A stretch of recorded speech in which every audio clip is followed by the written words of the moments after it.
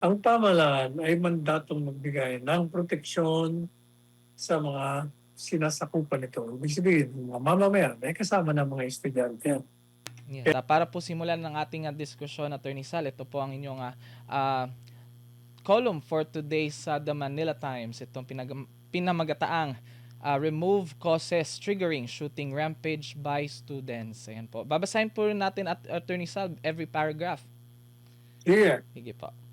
The Filipino people still reeling from the shock of two shooting events, the first one occurring on June 22, 2026, involving two male students in the San Jose National High School in Tacloban City, fatally shooting 3 students and injuring 13 others, and the second on August 7, 2026, involving an 18-year-old student from Santa Rosa Integrated School in Nueva Ecija, got a third shocking slaying occurrence on August 18, 2026 at the Ateneo de Zamboanga University in Zamboanga City, committed by a grade 9 student against a grade 10 student of the same school.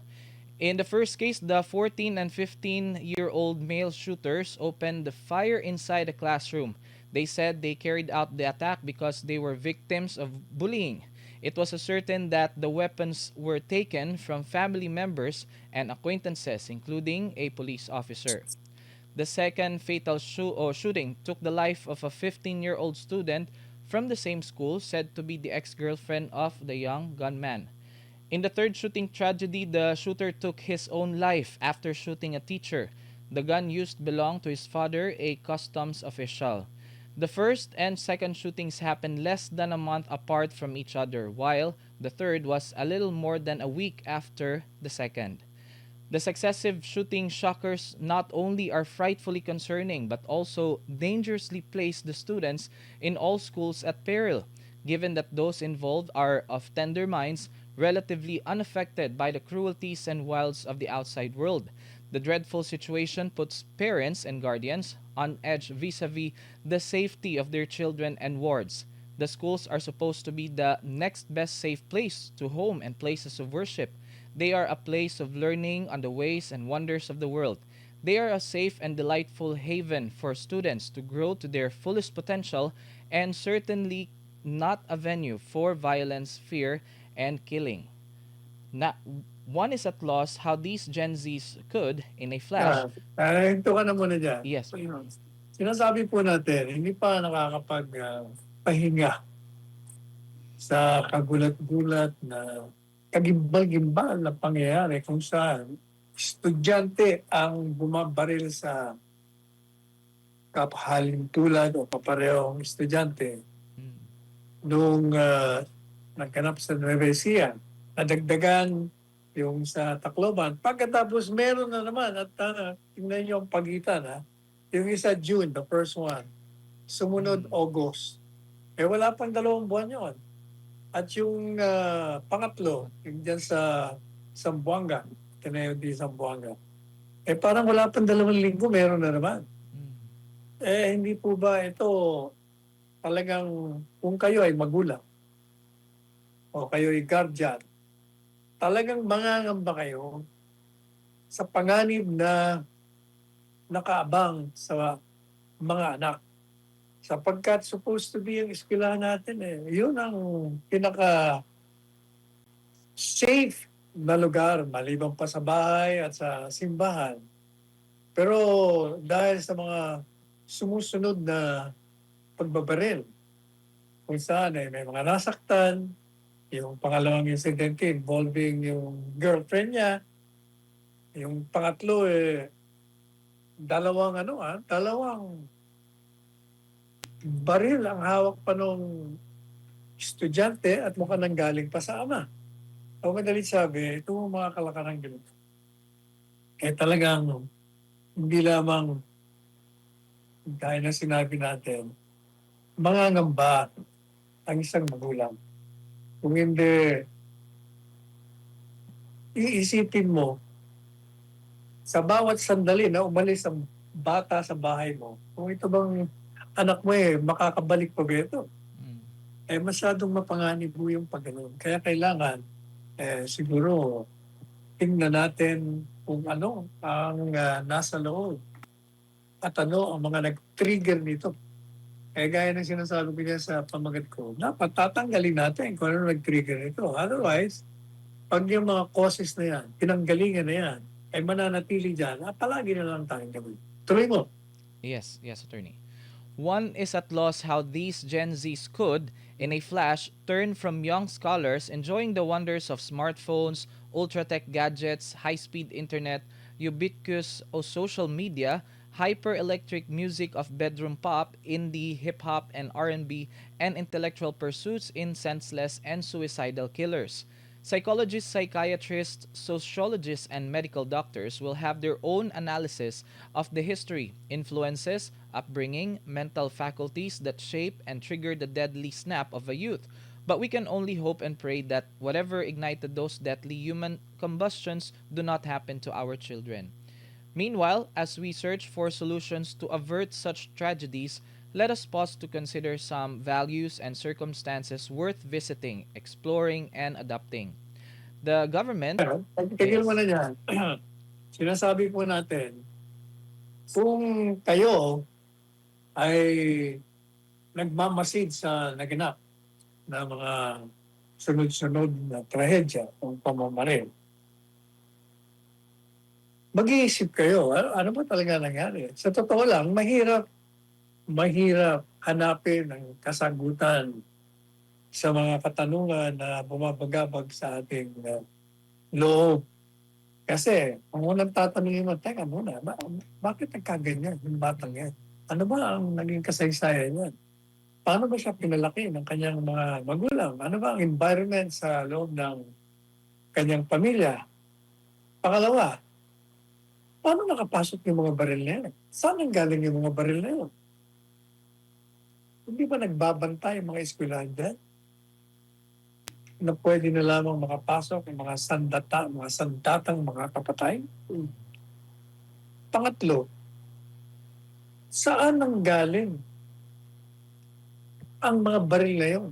Sa loob ng pamilya, nabili sa labas, hiniram sa labas. Maraming katanungan ang mahirap sagutin.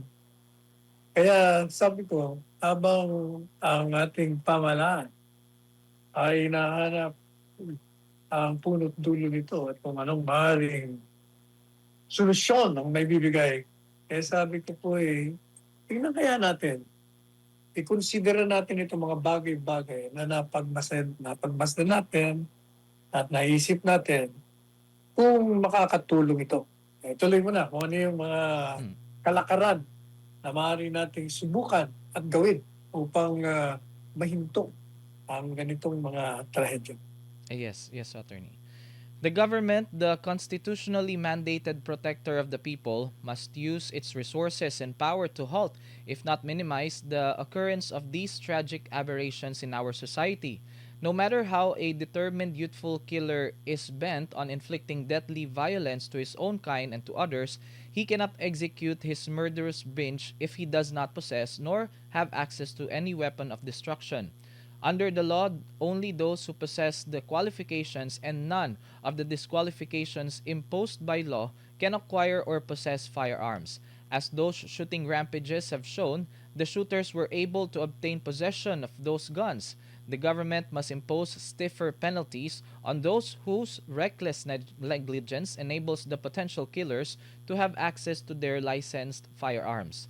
The school authorities must be held criminally responsible for deaths or injuries occurring in the classrooms or in their premises arising from their failure to stop the entry of those firearms. Evidently, either there are no security measures or they are inadequate to prevent the inflow of firearms or other destructive weapons inside the schools.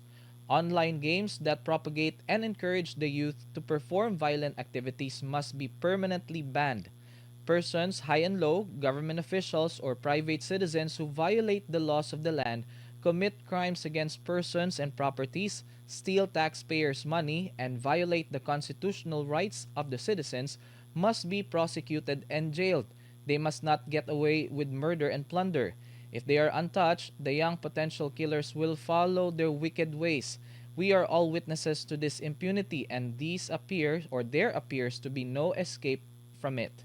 The family home should be the breeding ground for love, respect, care, harmony, dialogue, humility, compassion, understanding, and ethical conduct. Godly qualities that the family members should be imbibed with and observed as they intermingle with their fellow human beings. The golden rule must be consciously exercised by everyone as a lifetime guiding principle. Authorities, worshippers, followers, and advocates of all religions must be all walking testaments of their faith. The parents, the schools, and the government must put their heads together and single mindedly pursue meaningful and productive changes in our society. Shall we? Ayan po. Shall we? Yan ang Ayan. tanong, hindi yung shall we. Shall Ano we? ba yung Ayan. question mark eh? Ganito po yun. Ang sinasabi po natin, ito yung mga kalakaran na po pwede natin ngayon. Unang-una, ang pamahalaan ay mandatong magbigay ng proteksyon sa mga sinasakupan nito. Ibig sabihin, mga mamamayan, may kasama ng mga estudyante. Yes. Kaya dapat, unang tanong, paano nakapasok yung mga armas doon? Saan ang galing? Sa ilalim ng ating batas, kailangan may lisensya ka para magkaroon ka ng armas. Magkaroon ka ng karapatan na hindi lang mabigyan o makabili ng armas, kundi mahawakan mo yung possession. Anong nangyari? Kasi sinasabi doon sa pangatlong insidente, nanggaling sa magulang na isang customs official. Teka muna. Dapat, kung ganyan na nangyari, kailangan, unang-una, bibigyan mo ng stiffer penalty, mas matinding kaparusahan. Yung mga may hawak ng armas na nabigyan ng gobyerno ng karapatan na humawak ng armas, gamitin, na ingatan nila sa kanilang mga whatever kung saan man nila tinatago, yung mga baril na yun. At pag sila ay naging negligent, ay dapat talaga silang managot. Ganon din po, naiisip din natin na kasi tandaan ninyo, tayong lahat ay dumaan sa pagkabata. Tayo'y lumaki. At ang unang mga influensya natin, ang ating mga iniidolo, mga magulang natin. At kung ano ang pamamaraan ng pagpapalaki sa atin, iyon ay makaka-influensya sa atin. Kung tayo pinalaking mabuting bata, mabuti rin tayo. Pag pinalaki tayo na nakikita natin ang kasinungalingan sa loob ng bahay, ang karahasan, masasanay tayo. Iisipin ng mga bata, okay lang yan. Part of growing up. Madalit sabi, yung pamilya, ang bahay natin, supposed to be yan ang pinaka-safe na lugar. Maliban pa dun sa simbahan at sa eskwela. At kaya, dapat, yung bahay na yan, ang magiging pugad, pinanggagalingan ng lahat ng mga magagandang katangian sa tao. Magagandang asal, yung respeto, yung disiplina, yung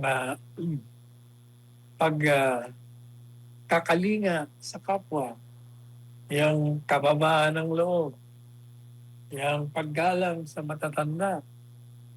Madalit sabi, lahat ng mga tinuro ng ating mga kanya-kanyang reliyon, sapagkat wala akong reliyon na hindi na nagturo ng kabutihan. Yan lahat ng yan. Pag yan po'y namamayani, namumukadkad sa loob ng bahay, talagang lalaki kayong matino. Kaya dapat yung simula ng pag-shape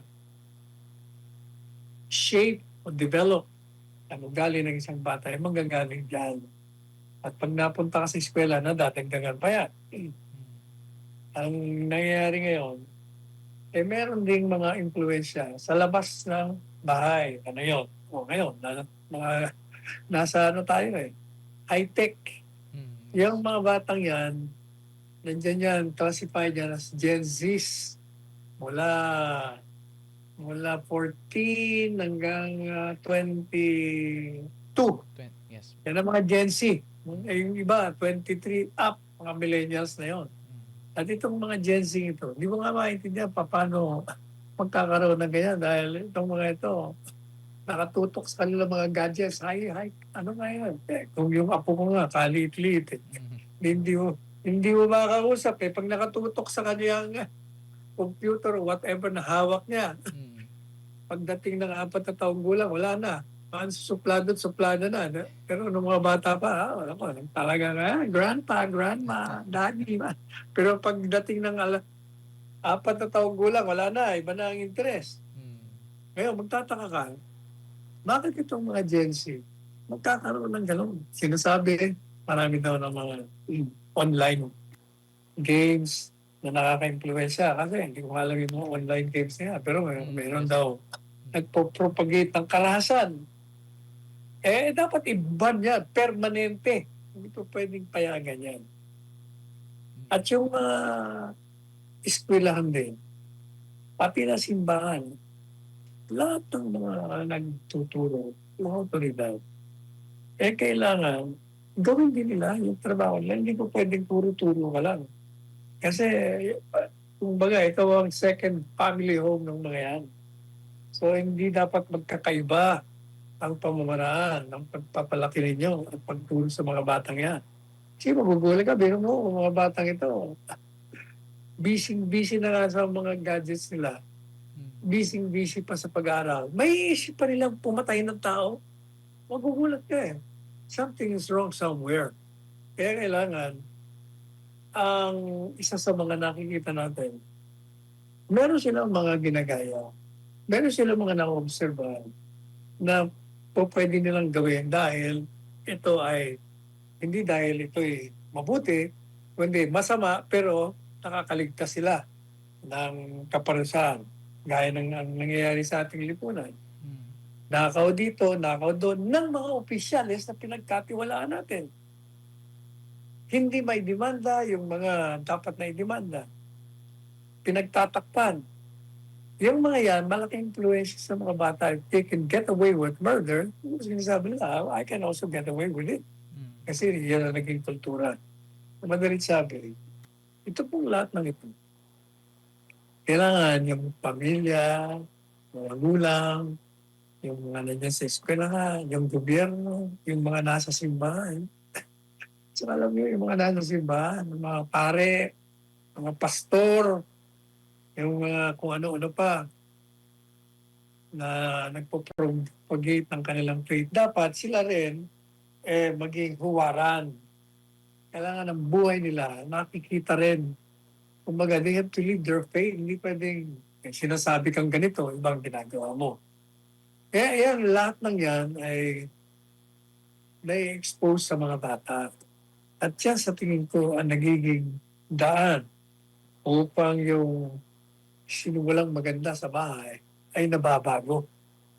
Kaya habang hinahanap natin ng solusyon, siguro bumalik tayo. Alam po ninyo, sabi nga ng mga panahon, kaming mga sa panahon na yon, mga tawag nila sa amin, boomers, pinapalo kami. Isang tingin lang na magulang namin wala na. Takot ka na. Ngayon walang takot ng mga bata. Nakikipag-debate sa inyo, they will argue with you. What is right or what's wrong? Noon hindi, sumusunod kami. O hindi, ang pamalo, sinturon, nakaabang sa'yo. Kaya ngayon wala na madidimanda ka pag pinalo mo. Kaya yun ang nagiging problema natin. So sa tingin ko, balikan natin. Alam po ninyo, yung golden rule na tinatawag, huwag mong gawin sa iba ang ayaw gawin sa'yo. Pag yan ang naging panuntunan mo sa buhay, sa araw-araw, maniwala ka, hindi ka magkakaroon ng maling galaw. At saka yung mga tinuro sa atin, tayo, di ba, na-expose tayo, mga katikismo niya, Yan, sa magulang natin, kung yan ay gagawin lang natin, maniwala kayo, matitino tayong lahat, clean living. Yan ang nakikita natin. So, ano tayo gawin na natin? Ay, Pwede ho ba gawin natin? Habang tayo naghihintay dyan sa mga ginagawa nilang pagsusuri, kasi yung mga psychologist na yan, mga psychiatrist na yan, iba-iba ang kanila sasabihin. mm, Ang iba sabihin lang, mental health, depression, utak niya. Yung iba naman, na-influence yan ng ganito. Ang mga walang hiwa politiko. mm, Yung isa iba sa online, nahikayat sila na pumatay dahil dyan. Kung ano-ano, iba-iba sasabihin. Pero sa totoo lang, if we go back to the old concept of values na natutuhan tayo ng tayong mga bata pa, hindi tayo malalayo sa daan ng kabutihan. Yan. ayan. Ayan, maraming salamat po Attorney Sal. Well, kaugnay diyan Attorney Sal, itong balita na na ito ay